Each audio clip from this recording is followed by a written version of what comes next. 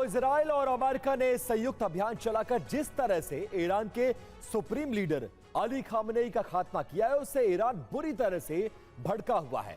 ईरानी सेना अब नेतन्याहू को टारगेट करना चाह रही है।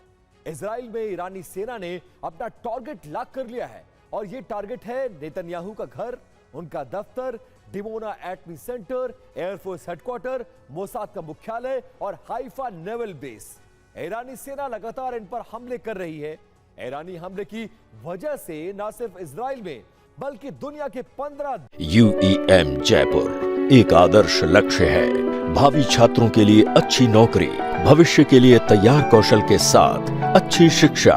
देश दहल उठे हैं। ईरानी हुकूमत का खात्मा, तेहरान में तख्ता पलट, ईरान में कठपुतली सरकार बनाना। सवाल यही है कि क्या ईरान में ट्रंप का यह मकसद पूरा हुआ? जवाब बहुत ही सीधा है, नहीं। ईरान में ट्रंप का जो लक्ष्य था वो अब तक पूरा नहीं हुआ। खामनेई की हत्या के बाद ईरान को नया सर्वोच्च नेता मिल गया, जिनका नाम है अयतुल्लाह अली रजा अराफी। नया सुप्रीम लीडर खामनेई की हुकूमत का ही शख्स बना है। अराफी खामनेई के सबसे ज्यादा वफादार और करीबी माने जाते हैं। 4 की 28वीं शुरुआत हो चुकी है। इजराइल पर ईरान ने शुरू किया हमला। IDF के एयरबेस को अब निशाना बनाया जा रहा है। कुछ देर पहले ही ईरान ने इजराइल पर ईरान ने शुरू कर दिया हमला और ये देखिए, इस हमले में IDF के एयरबेस को निशाना बनाया जा रहा है।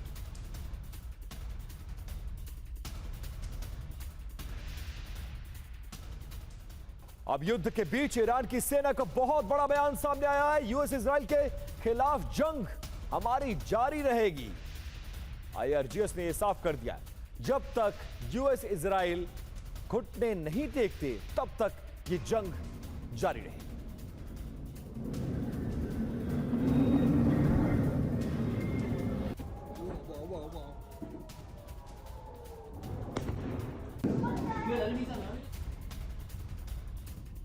और देखिए, ईरान के बुशहर, नतांज, फोर्दो और अराक जैसे परमाणु ठिकाने अब खतरे में हैं। बुशहर ईरान का सक्रिय परमाणु पावर प्लांट है, जहां बिजली या फिर कूलिंग सिस्टम रुका तो मेल्टडाउन हो जाएगा। खाड़ी में UAE का बराकाह प्लांट भी 4 सक्रिय रिएक्टरों के साथ खतरे में आ गया है। यानी युद्ध अब उन इलाकों में पहुंच गया है जहां एक गलती पूरे क्षेत्र को परमाणु त्रासदी की आग में झोंक सकता है। ईरान के बड़े परमाणु केंद्र, Natanz enrichment site, Fordow underground सुविधा, Isfahan nuclear technology centre, Arak heavy water reactor, Bushehr nuclear power plant. Natanz Iran का मुख्य यूरेनियम संवर्धन केंद्र है, जहां उच्च स्तर तक समृद्ध यूरेनियम गतिविधियां चलती रही हैं। लेकिन यहां मेल्टडाउन जैसी परमाणु दुर्घटना की संभावना कम है। मेल्टडाउन का असली खतरा ईरान के बुशहर न्यूक्लियर पावर प्लांट में है। बुशहर संयंत्र रूस की रोसाटॉम तकनीक से बना VVER प्रकार का पावर रिएक्टर है। यहां लगातार परमाणु ईंधन सक्रिय अवस्था में रहता है। विशेषज्ञों के अनुसार अगर युद्ध के दौरान बिजली ग्रिड, बैकअप जनरेटर या कूलिंग सिस्टम प्रभावित हुआ तो रिएक्टर कोर ओवरहीट होकर मेल्टडाउन हो जाएगा। यानी सबसे पहले ईरान में परमाणु त्रासदी होगी। इसके बाद खाड़ी के दक्षिणी छोर पर मौजूद इराक तक रेडिएशन फैलेगा। फिर पूरी तरह खाड़ी के तट पर मौजूद कुवैत पर असर होगा। इसके अलावा सऊदी अरब में भी सबसे लंबा खाड़ी तट है।